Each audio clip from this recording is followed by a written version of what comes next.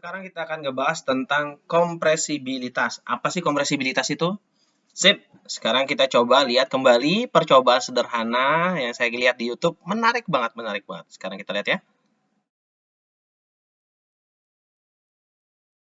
Ini video yang sebentar doang, tapi kita coba lihat. Can matter be compressed, and how much? Does the extent to which a material can be compressed depend on its state? Let's see. We will need a syringe, chalk, and water. Put the chalk in the syringe and compress it.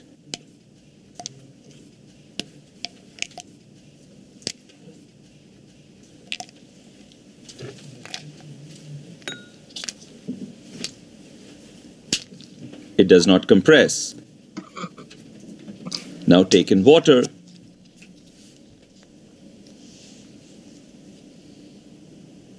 Seal the opening and compress it. It compresses just a little.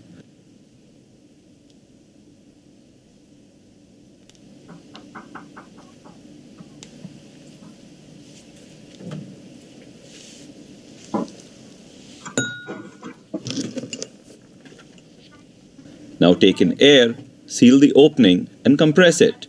It compresses the most.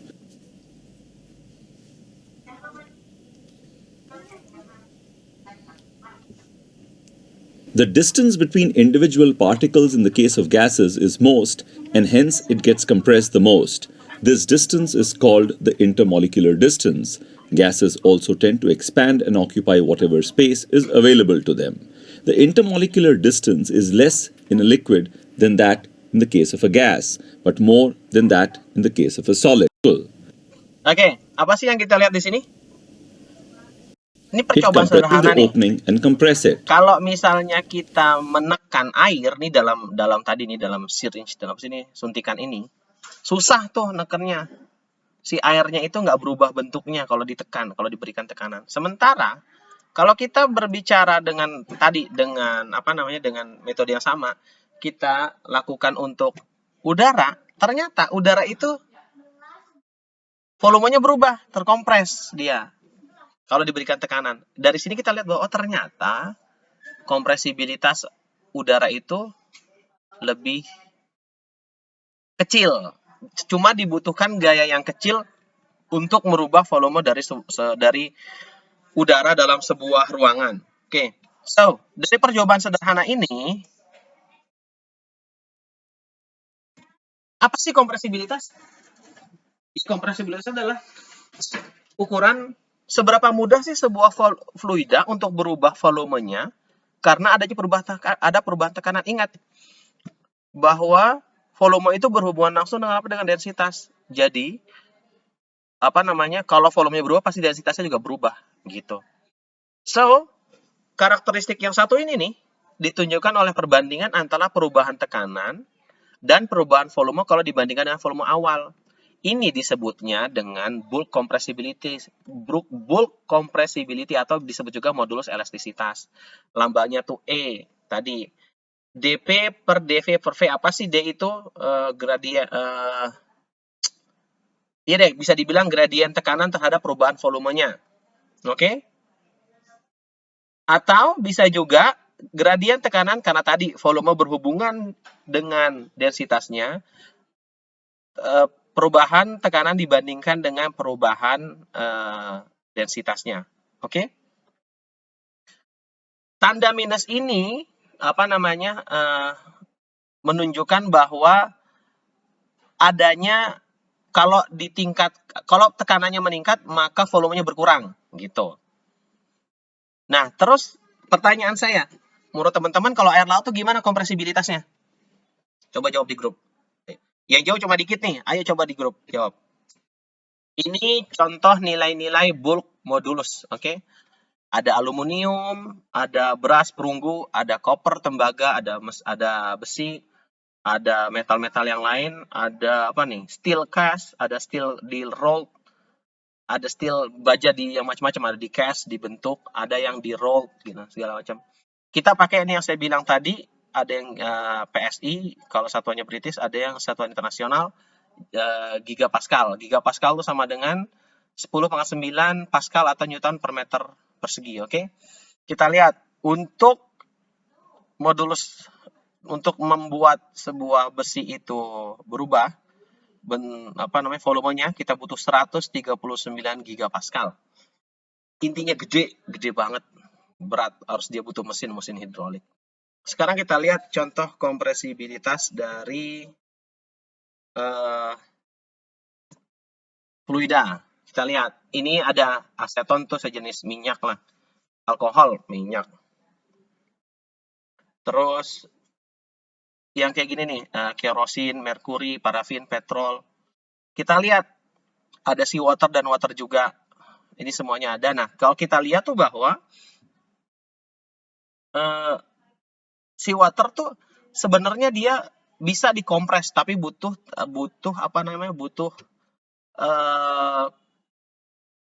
gaya yang besar banget gitu. Oke. Ini coba lihat ya. Tapi karena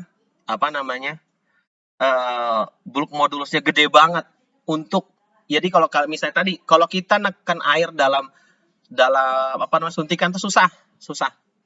Tapi kalau pakai itu bisa, tapi kecil. Jadi karena besar, tapi perubahan volumenya kecil banget. Ini dikasih tahu nih. Untuk merubah unit volume water sebesar 1% itu dibutuhkan sekitar 3120 PSI atau sekitar sama nilainya dengan ini nih. 2,15 gigapascal. Gede banget. Jadi dan juga bisa dibilang bahwa karena itu gede banget cuma berubah 1%, kalau di besi itu enggak, berubahnya bisa banyak. Maka bisa dibilang kita bilang bahwa untuk air laut kita, maka kita bilang dia adalah non-compressible. Oke? So, kesimpulannya. Untuk mata kuliah kita kali ini,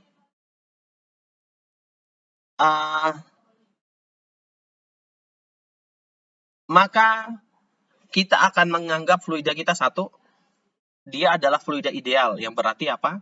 Dia non-compressible. Apa sih non-compressible itu? Tidak berubah akibat tekanan. Jadi massa jenisnya sama di semua kondisi. Mau dikasih tekanan, mau temperaturnya berubah, oke? Itu sama. Ketika kita berbicara di fluida kita. Ingat fluida kita berbicara liquid. Kalau berbicara di gas, maka nanti yang disebutnya gas ideal. Walaupun sebenarnya kalau kita berbicara di lingkungan tuh nggak ada yang namanya gas ideal.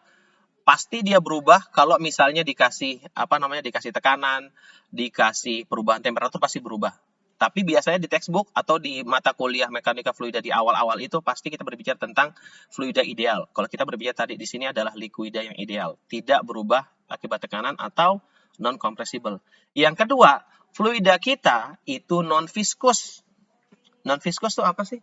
Non viscous itu adalah kita berbicara fluida di mana viskositasnya kita abaikan. Sebenarnya viskositas untuk air laut, untuk air itu pasti ada. Nilainya tuh ada. Tapi untuk sekarang, tadi kenapa yang tadi percobaan sederhana, kita ngedrop cairan ke bawah, itu karena ada gesekan tuh antar fluidanya dengan si dasar dindingnya. Nah, kalau sekarang kita abaikan. Kita anggap dia non viskus, nggak ada viskositasnya gitu. Apakah nanti yang dipelajari? Ada pastinya. Oke?